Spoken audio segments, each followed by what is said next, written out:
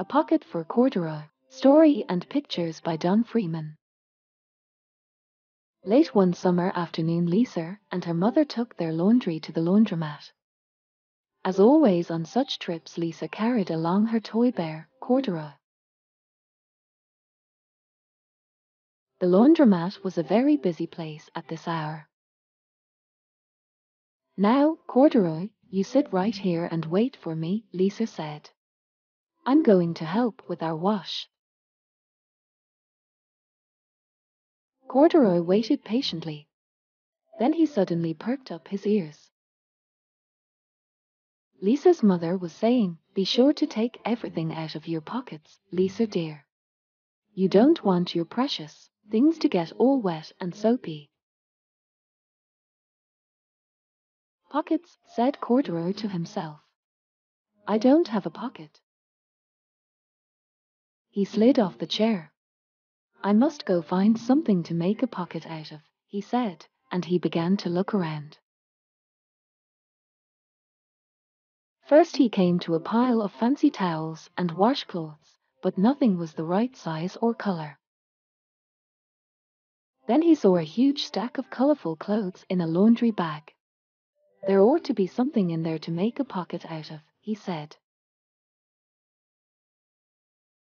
Without hesitating, he climbed inside the bag, which was filled with pieces of wet laundry. The dampness didn't bother Corduroy in the least. "This must be a cave," he said, sighing happily. "I've always wanted to live in a dark, cool cave." When the time came for Lisa to fetch her bear, he was gone. "Oh, Mommy," she exclaimed. "Corduroy isn't here where I left him." "I'm sorry, honey," said her mother, "but the laundromat will be closing soon, and we must be getting home." Lisa was reluctant to leave without Corduroy, but her mother insisted. "You can come back tomorrow," she said. "I'm sure he will still be here." As they left, a young man wearing an artist's beret was taking his wet laundry out of a bag the very bag Corduroy had discovered. Before he knew it, Corduroy was being tossed, together with all the sheets, shirts, shorts, and slacks, inside the dryer. But just as the artist was shutting the glass door, Corduroy tumbled out onto the floor. "How in thunder did that bear ever get mixed up with all my things?" the artist wondered. Poor Corduroy was damp all over. "The least I can do for him is give his overalls a good drying," said the man thoughtfully. He unbuttoned Corduroy's shoulder straps and put his overalls in the dryer. Corduroy grew dizzy as he watched the clothes spinning around, but the artist became inspired. "This would make a wonderful painting," he said as he took a sketch pad out of his pocket and began drawing the swirling colors. "I can hardly wait to get back to my studio." Finally the dryer stopped whirling and the man gathered up the clothes. Then he helped Corduroy put on his warm, dry overalls. All at once the manager of the laundromat called, "Closing time. Everybody out." Corduroy was gently placed on top of a washing machine. "I wonder who that bear belongs to," said the artist as he was leaving. "Seems to me he should have his name someplace. He's too fine a fellow to be lost." As soon as the lights were turned off, Corduroy began his search again. He was surprised to see something white glowing in the dark. "Maybe it's snow," he said excitedly. "I've always wanted to play in the snow."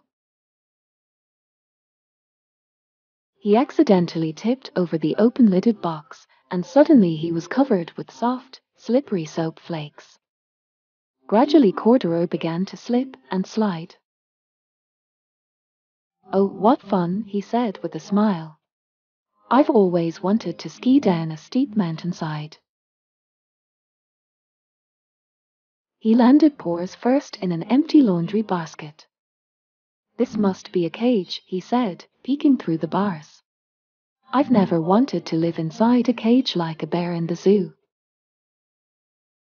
But by now Corduroy felt drowsy, and soon he nodded off to sleep. Next morning, when the manager came to open the door of the laundromat, there was Lisa waiting.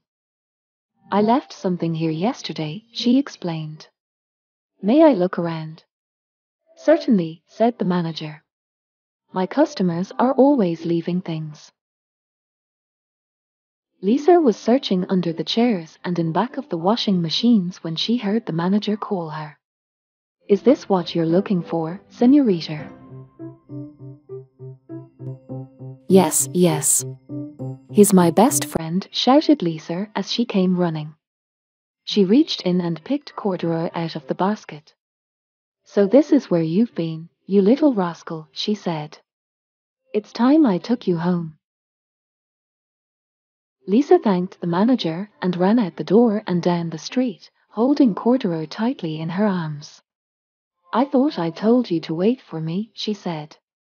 "Why did you wander away?" "I went looking for a pocket," Corduroy said. "Oh, Corduroy. Why didn't you tell me you wanted a pocket?" asked Lisa, giving him an affectionate squeeze. That very morning Lisa sewed a pocket on Corduroy's overalls. "And here is a card I've made with your name on it for you to keep tucked inside," she said.